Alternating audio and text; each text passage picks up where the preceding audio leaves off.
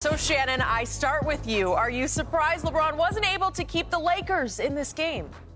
No, it's kind of hard to keep a team in the game, Skip, when you're minus 30 from the three-point line. And that's what we've seen over the last probably, say, 10 or so games, is that they're shooting so poorly behind the arc, and the other teams are shooting so well. When you allow a team to shoot 46% from the three-point line, and they shoot the volume in which they shot the ball, they made 18 threes. Skip, over the last 3 games, they've made 65 threes. It's going to be hard for someone to overcome that when you only make 6 or 7 threes. And remember, before garbage time, Skip, they had only made 6 threes. So they get 2 in garbage time, so I'm going to discount those. So when the game really mattered, they had only made 6.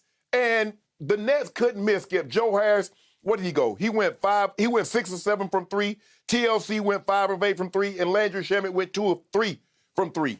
Skip, it's hard to overcome that. LeBron shot 60% from the floor. He gave you 32, 8, and 7. But when you don't have another guy that can generate offense, you don't have Schroder that can initiate offense, you don't have another guy that can go get a shot like AD can. So, no, I am not surprised. But what I am surprised by, the Nets and how the others, the role players, the guys, not the leading actors. Am I surprised by what Kyrie did? No, I thought he had a relatively quiet night, although he was sensational in spurts. James Harden, am I surprised by what he did? No, I know what he... But when you get Joe Harris doing what he's doing, you get a TLC, can't miss. You get a Landry Shamet coming in the little minutes that he has, he goes 2 or 3 from 3, and he can't miss. Skip, it's going to be hard to overcome that. They started with a small lineup, they forced Frank Vogel to go second half to start Keith Morris instead of Mark Gasol. But I'm not surprised, Skip. LeBron James had it going from everywhere except the 3. Skip, he was driving the ball. The step back was flawless last night. So I'm not surprised. LeBron James, he was only a -1, Skip, when he was in the game, and then he was they're -15 when he's out of the game. So what showed me last night, it kind of reminded me of last year in Cleveland. That's what it kind of looked like out there at times, because guys just couldn't get their shots going, and KCP is struggling from the 3. Last 13 games, Skip, he's 23%. He needs to be better because he's the dead-eye shooter. He's the guy that's going to get the majority of the shots when they double down on LeBron and he swings the ball or kicks it to him. Remember, first play last night, the hammer pass down the baseline, and he has a wide-open 3, and he misses it. Okay, Mr. Sharpe. Yes. All year, I've had to sit here all basketball season and hear you tell me how the #1 defensive efficiency team is your Los Angeles Lakers, led by LeBron James. Yes. All season long, I've had to sit in this seat across from you hearing that the Brooklyn Nets are abysmal on defense. They are a disaster on defense, says Shannon Sharpe. Yes. And then I sat for 4 quarters last night and watched the Brooklyn Nets actually play, dare I say, defense. It was pretty good. They held your Lakers to 98 total points. Your Lakers couldn't break 100 against those disastrous defensively Brooklyn Nets. And Skip, meanwhile, yeah, go ahead. Skip, the Lakers shot 48% from the field. It was just the discrepancy between the 3 ball. It's so discouraging. They got the game within 8, Skip, and the guy shoots the air ball. Nobody grabs the rebound for the Lakers. Somebody from the Nets grabs the ball, kicks it out. He makes a 3. Now it's back up to 11, and they don't look back from that point on. That was the difference in the ball game, Skip. I really thought the 3 ball that the Nets made, Skip, they was late in a lot of those were late in the shot clock. Joe Harris coming out off the inbounds. Joe Harris, shot clock going down, he kisses it in off the glass. When they're making shots like that, Skip, you just throw your hand up and say, Coach, we getting ready for Miami on Saturday night. Okay, but if you're the #1 defensive team in all of basketball, can't you get more hands in faces of three-point shooters? You know what they are coming in because they had a chance last night. If they'd gone 20-plus threes, they got to 18. They would have become the first team in NBA history to go 3 straight games making 20-plus three-point shots. They came close. They were 2 of 8 in the fourth quarter. If they'd made just a couple of more, they would have broken or set the record.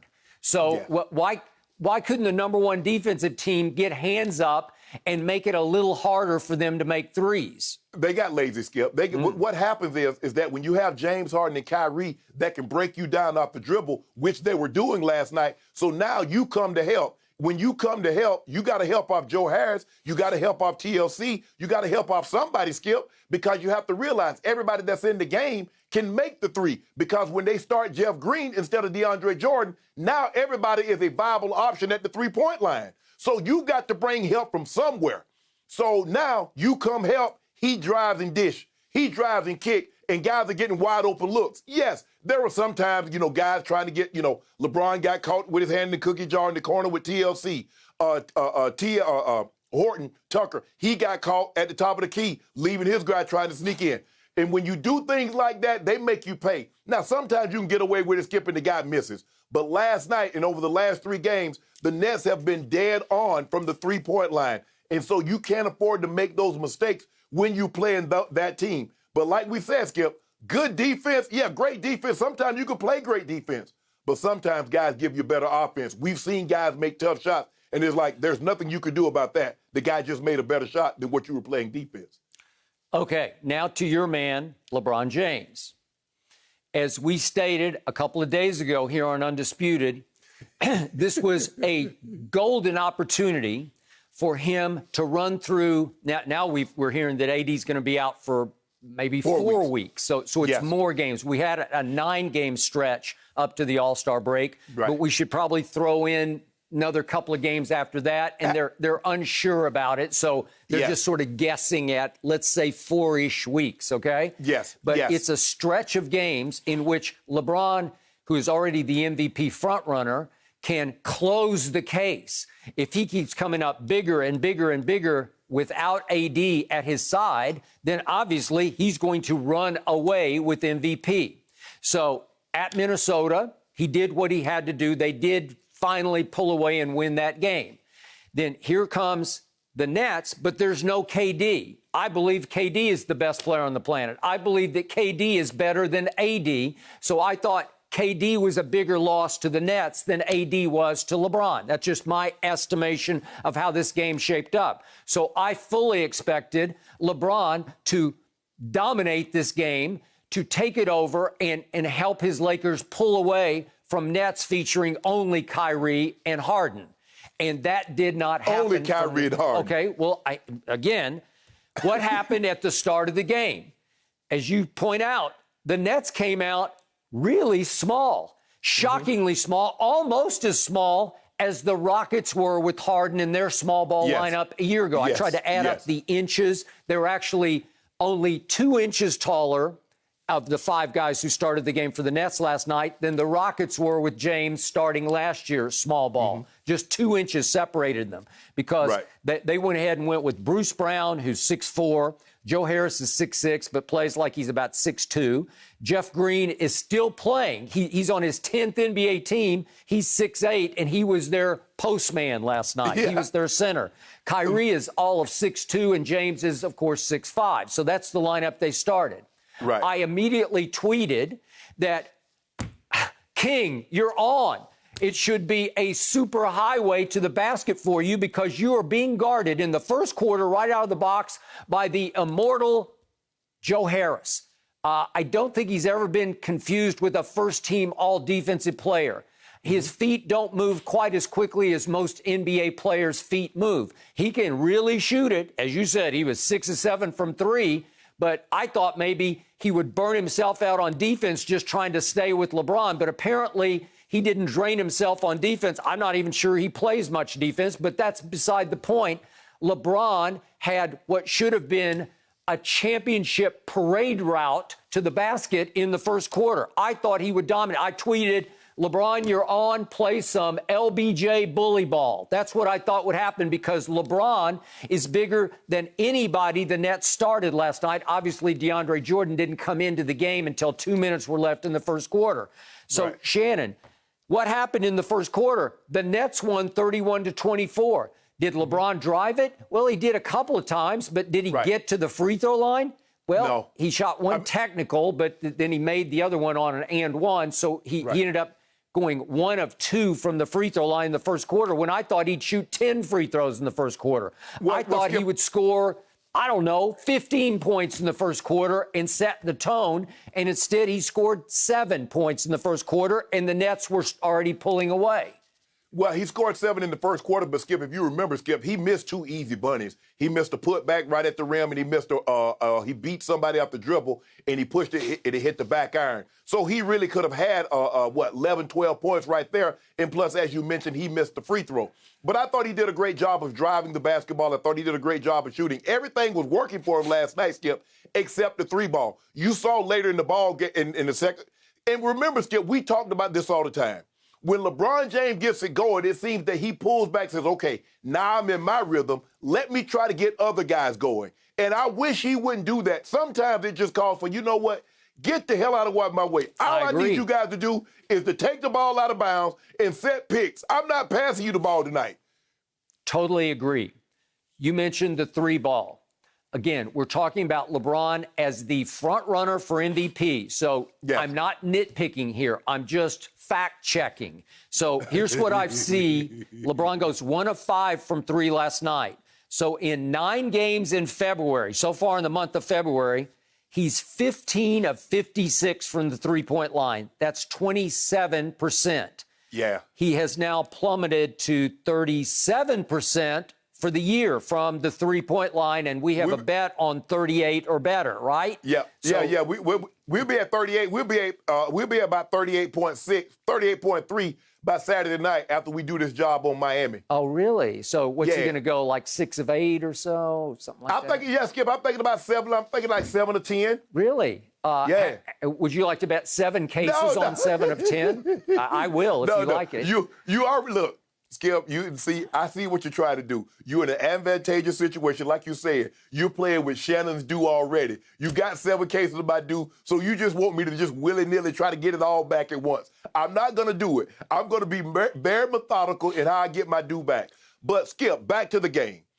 I think you will agree. When you go minus 30 from the three-point line, you allow someone to make 18. They shoot 46%. It wasn't like they was 18 or 60. They was 18 of what? I think 46. When you go minus 30. 39. 18 or 39. That's 18 or 39. 46%. Yeah. 46. Mm-hmm. So when you go minus 30 from the three-point line, Skip, I don't know how you overcome that.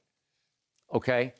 You overcome it when the best player on the planet, according to you, makes, I don't know, 4 or 5 threes of his own, and he goes 1 of 5. Yeah, but that's what I'm saying. He was 1 of 6. But that's my thing, Skip. Yes, even if he goes, say, so now they're 10 of what? 10 of, so they're 10. So he makes 3 threes. They're 11 of 30.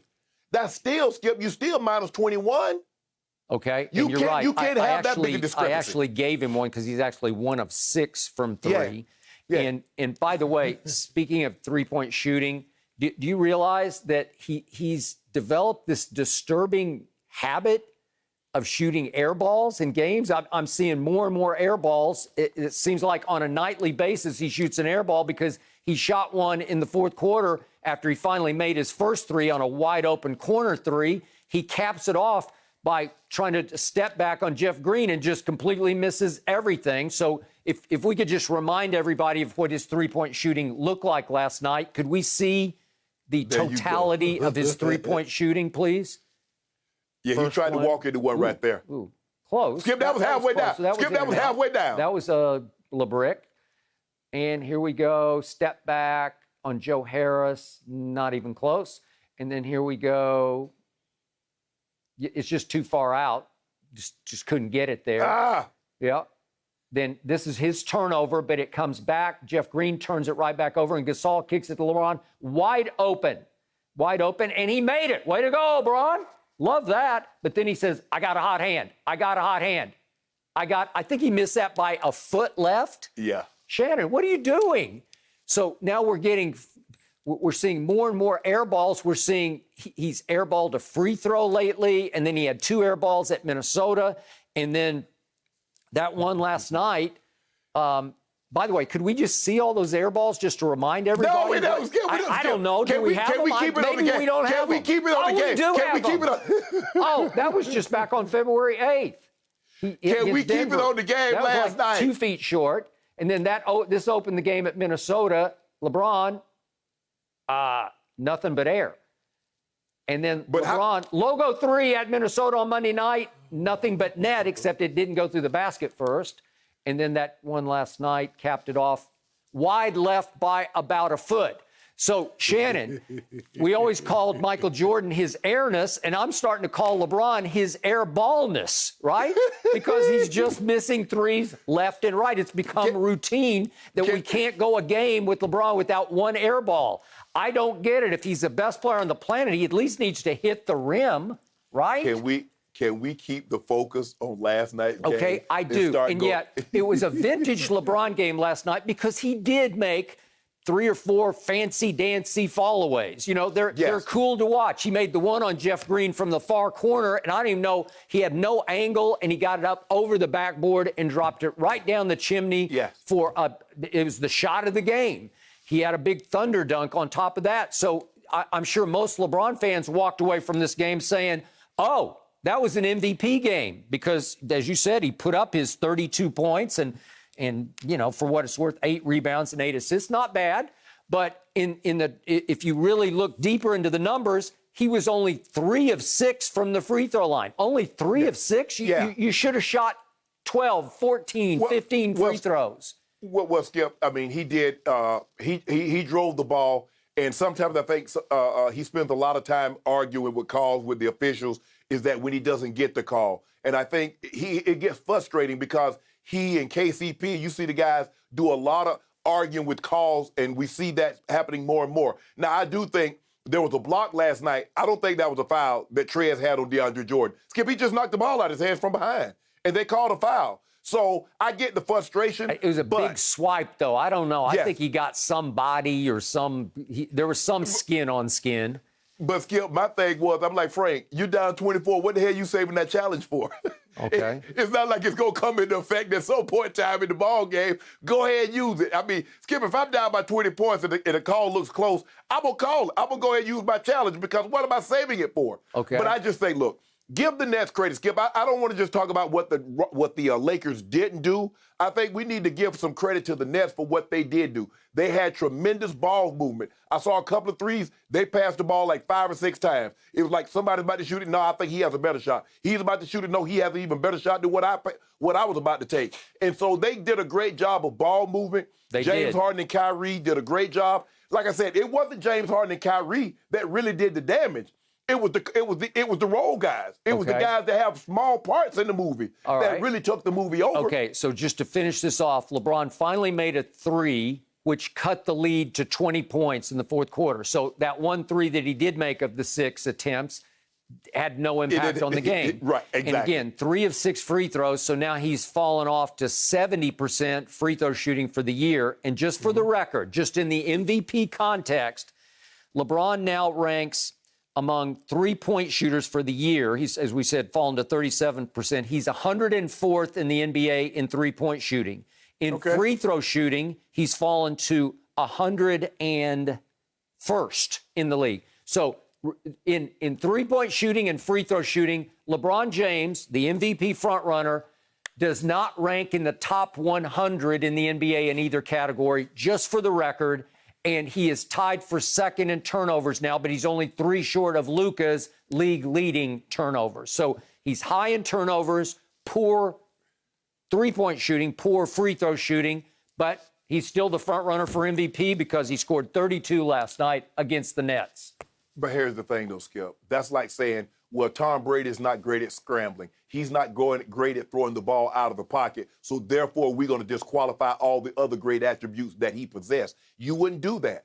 So, no, I don't think you should do that with LeBron. Yes, that is a small part. Free throw shooting, yes. LeBron should be better at shooting free throws because, like I said, they're free. There's no one challenging the shot. I get that. Yes, I would like to see him shoot a higher percentage from the three-point line. But when you look at the totality, and this is what people do, they look at what he's doing and the weight, the onus that he's actually carrying. I think that's what gives it the credence, Skip, that he is the MVP frontrunner. But, Skip, it's not like he's 35 yards ahead of everybody else. this might be the closest race in NBA history because there's so many. I don't think there's going to be a team that runs away with it. It's not going to be like Steph with 73-9, or they go 67-15, or somebody has a Giannis where he finishes number one in PR and they win 60+ games. I don't believe you're going to see a scenario like that. I believe it's going to be very, very congested, and somebody's going to win an MVP in the closest race, probably of the top 3, top 4 in NBA history. Okay, bottom line, final question off last night's game. Was that a finals preview, Shannon Sharpe? Skip, I'm concerned now because, like you said, they said, okay, AD is going to be evaluated in 2 to 3 weeks. Now they pushed it back. Now you've got Schroder, and now Schroder's in protocol. Yep. So how long is Schroder going to be gone? What, 3, 4 games? So now your second and third best players, he's going to have to go it alone for, at least 1 week without Schroder and possibly another 3 to 4 weeks, a month without AD. So it's gonna be hard. Skip, if he can keep this team in the top 2, top 3 over the next month, yes, Skip, I believe he's gonna be the MVP. Because considering what he's gonna be up against in the West, yeah. But I don't know, Skip. I really don't, because AD, and if he comes back, Skip, you know what happens when you start getting nicked during the season, and these games are coming up every other day. How do you ever get healthy? And how do you stay healthy? Because he has a flare-up in the playoffs. He shut down for the rest of the playoffs. Bottom line to this conversation, Shannon Sharpe has lost confidence in his Lakers making it back to the finals. Yeah, Skip, without AD and absolutely. I said that at the time, Skip. Okay. I said at the time, if AD is not healthy, they're not going to the NBA Finals. I restate my case. The team in the Staples basement, known as the Clippers, will make it out of the West to the finals and play the Brooklyn Nets. Nothing but Skip. Nets. Hold on, Skip. You better worry about your guys. Paul George hadn't played in a minute. Kawhi has a leg contusion. Now, you know these injuries could possibly reoccur. Minor and minor. Thank you. Okay. Oh, it's a little worrisome with AD, considering now they're saying 4 weeks. Is that actually 5? Is that actually 6? He's had injuries, guys. Exactly. Thank you for watching. You can subscribe here to get the latest from the show, and be sure to check out more of the best clips from Undisputed, or go watch a few other segments from our other shows on FS1.